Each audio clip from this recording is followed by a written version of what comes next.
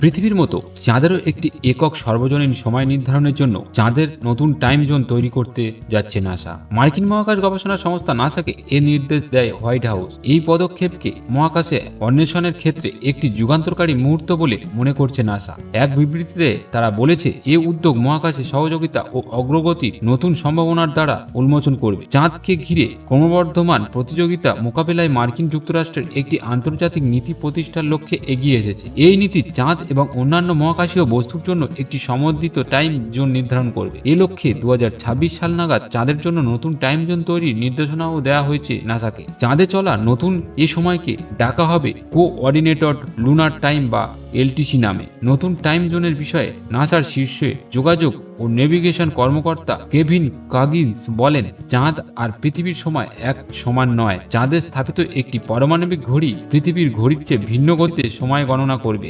এর কারণে যখন চাঁদ বা মঙ্গল গ্রহের মতো অন্য গ্রহে অভিযান চালানো হয় তখন সেখানকার সময় পৃথিবীর তুলনায় ভিন্ন হয়। নাসার 2026 সালের আর্টেমিস কর্মসূচি ও মহাকাশের অন্যান্য গ্রহের জন্য সময় নির্ধারণের গুরুত্ব বিবেচনা করে প্রতিষ্ঠানটি ওই নতুন উদ্যোগ শুরু করেছে। নাসার পরিকল্পনা হলো ধীরে ধীরে সৌরজগতের অন্যান্য গ্রহ, উপগ্রহ এবং মহাজাগতিক বস্তুর সমন্বয়ের জন্য একক মান নির্ধারণ করা। পৃথিবীর সঙ্গে সময়ের অসঙ্গতির কারণে চাঁদের অবস্থান বা প্রদক্ষিণের সময় মহাকাশযানের সময়জনিত ত্রুটি দেখা দিতে পারে। এসব সমস্যার মূল কারণ চাঁদে কোনো প্রমিত সময় না থাকা। কোঅর্ডিনেটেড লুনার টাইম শুরু হলে মানুষ যখন চাঁদে ও অন্যান্য গ্রহে অভিযান চালাবে তখন স্থানীয় গ্রহের দিন ও বছরের সঙ্গে সামঞ্জস্যপূর্ণ সময় সম্পর্কিত ডেটা মিলিয়ে এসব অভিযান পরিচালনা করা হবে। এতে সময়জনিত সমস্যাগুলো এড়ানো যাবে সহজেই। সারা বিশ্বে সময়ের হিসাব রাখা হয় গ্রিনিচ মিন টাইম বা জিএমটি অনুসারে। ইংল্যান্ডের গ্রিনিচে অবস্থিত রয়্যাল অবজারভেটরি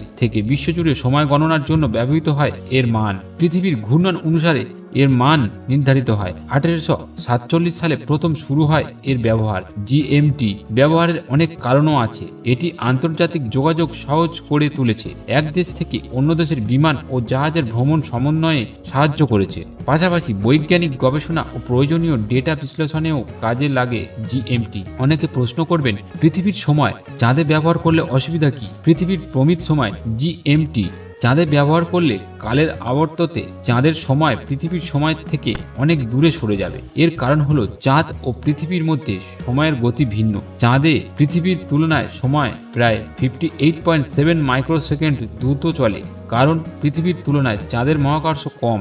মনে হতে পারে সময়ের এ ব্যবধান তো খুবই সামান্য, কিন্তু মহাকাশযান কোথায় গিয়ে নামবে, ঠিক কোন মুহূর্তে কক্ষপথের কোন জায়গায় থাকবে, এরকম বিভিন্ন ক্ষেত্রে এই সামান্য সময়ের ব্যবধানও জীবন মৃত্যুর পার্থক্য করে দিতে পারে।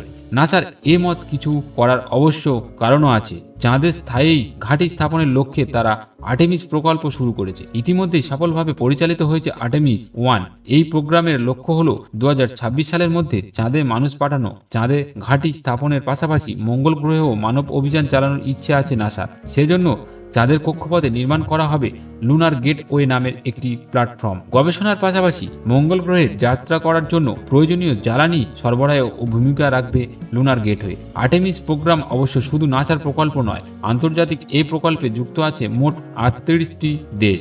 তবে মার্কিন মহাকাশ গবেষণা সংস্থা নাসা এ প্রকল্পের নেতৃত্ব দিয়েছে। বেশ কটি বেসরকারি কোম্পানিও যুক্ত রয়েছে এই প্রকল্পের সঙ্গে। যুক্তরাষ্ট্রের প্রধান দুই প্রতিদ্বন্দ্বী চীন ও রাশিয়া এ প্রকল্পের সঙ্গে যুক্ত নেই বটে, তবে তারাও চাঁদের নিজস্ব অভিযান চালানোর পরিকল্পনা করেছে।